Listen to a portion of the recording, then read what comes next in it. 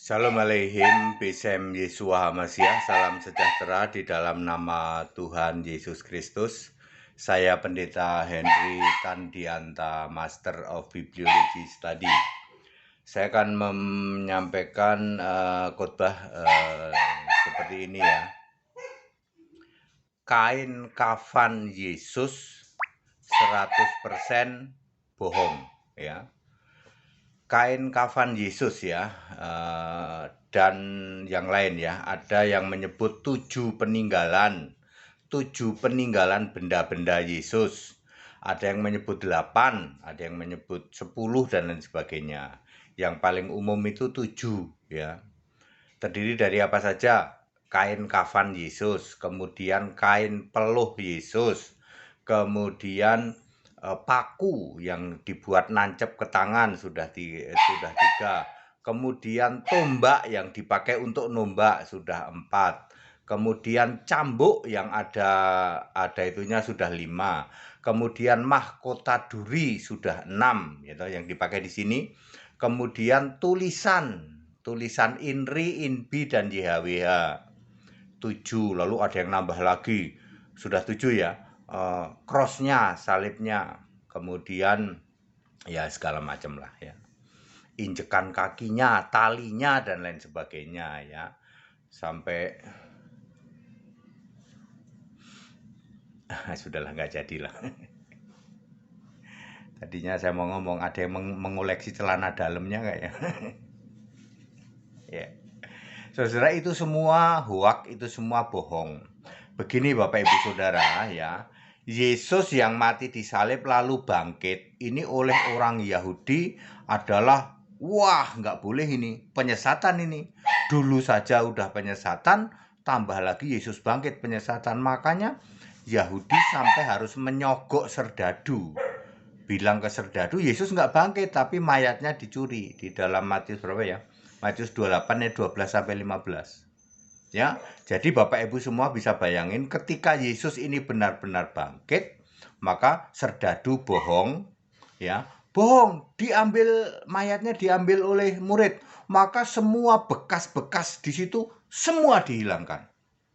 Betul dong, ya, karena serdadu ini disogok, maka kan serdadunya penjaga kubur, ya, ada gempa bumi gini, Yesusnya, lalu mereka gemeteran toh, Yesus bangkitnya sebelum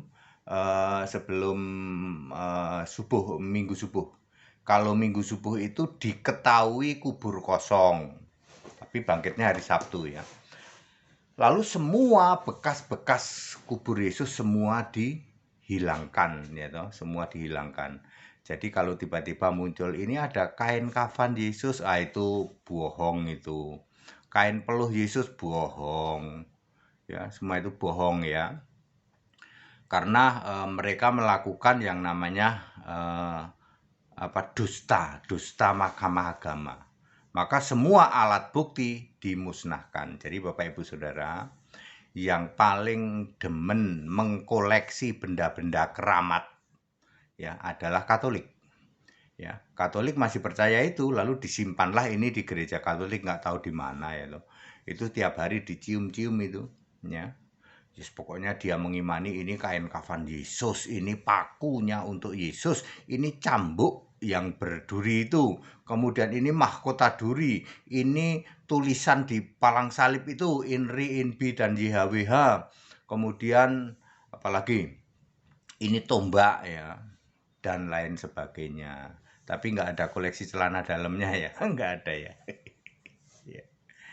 Ya, yuk kita beriman dengan smart, dengan back to the Bible ya. Alkitab sudah menulis Mahkamah Agama itu menyogok serdadu supaya membuat pengakuan palsu, bukan Yesus bangkit tapi mayat Yesus dicuri oleh murid-muridnya. Otomatis segala bukti-bukti, segala alat bukti dihilangkan.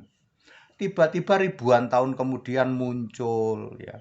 Kain kafan Yesus kan baru ditemukan hampir tahun 2000 kemarin toh ya.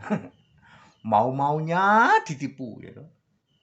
Saudara, semua yang masih mengimani hal-hal mistis, yaitu hal-hal yang mistis, itu semua adalah penyesatan iblis. Lalu kainnya kamu cium-cium, lalu patung Yesus kamu gambarkan masih tergantung di kayu salib, kamu cium-cium, itu semua kan karena Anda percaya hal-hal mistis.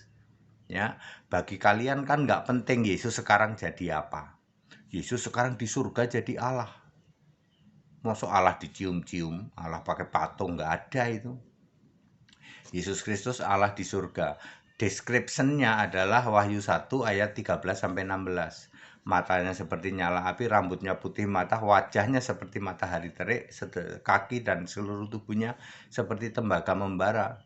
Ya, dari mulutnya keluar sebilah pedang bermata dua, itulah firman Allah. Ya, mau Anda gambarkan yang kayak gitu nggak bisa. Ya, jadi clear, kain kafan Yesus itu bohong, ya. Itu 100% bohong. Jangan lagi seperti itu, termasuk gambar-gambar Yesus yang rambutnya gondrong, buang dari rumah Anda. Ya, Anda itu berhala, penyembah berhala, ya. Ya, jangan lagi mau ada gambar Yesus, ada patung Yesus di rumah Anda, buang, itu semua berhala.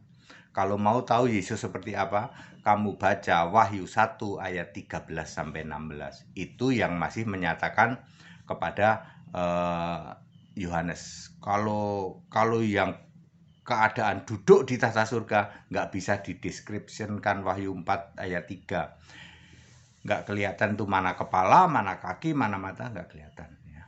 Kalau dia duduk sebagai Allah di surga. Tetapi ketika dia menemui Yohanes masih bisa mendeskripsikan ini mata, ini tangan, ini kaki, ini mulut, ini wajah gitu ya. Jadi clear Bapak Ibu Saudara, yuk kita beriman dengan smart, back to the Bible, jangan mau diombang-ambingkan oleh hal-hal yang mistis gitu. Kita sekarang sedang memperingati 40 hari Yesus menampakkan diri. Tujuannya adalah untuk membuktikan dia hidup waktu itu. Makanya dia makan juga ikan goreng. Bukan hanya ikan goreng, tapi juga roti bakar juga di dalam Yohanes 21 ayat 15. Yaitu sarapan juga. Selama ini umat muslim yang selalu mengatakan Yesus makan ikan goreng, Tuhan makan ikan goreng, itu kan kamu lagi pamer mampet buta huruf. Mu'alaf buta huruf itu yang masih koar-koar kayak begitu ya. Yesus katanya Tuhan kok makan ikan goreng ya. Ini sedang dalam rangka menampakkan diri untuk membuktikan dia hidup. Ya. Ya, clear? Ya, jadi jangan mau ya diombang-ambingkan atau disesatkan oleh hal-hal mistis ya. Kain kafan, paku, mahkota duri, tulisan, apalagi cambuk yang buat nyambuk itu, dan segala macam ya. Itu semua adalah penipuan ya. Ingat, Yahudi saja sampai harus menyogok serdadu supaya membuat pengakuan palsu bahwa Yesus tidak bangkit, tapi mayatnya dicuri murid-muridnya. Maka semua bukti pemakaman Yesus, penguburan Yesus, semua bukti dihilangkan. Ya. Seperti itu ya. Ya, clear? Ya, baik, padat, singkat dan clear. Kita Indonesia, kita Pancasila, saling toleransi. Tetap bersama saya Pendeta Hendy Tandianta, MPS. Haleluya, amin.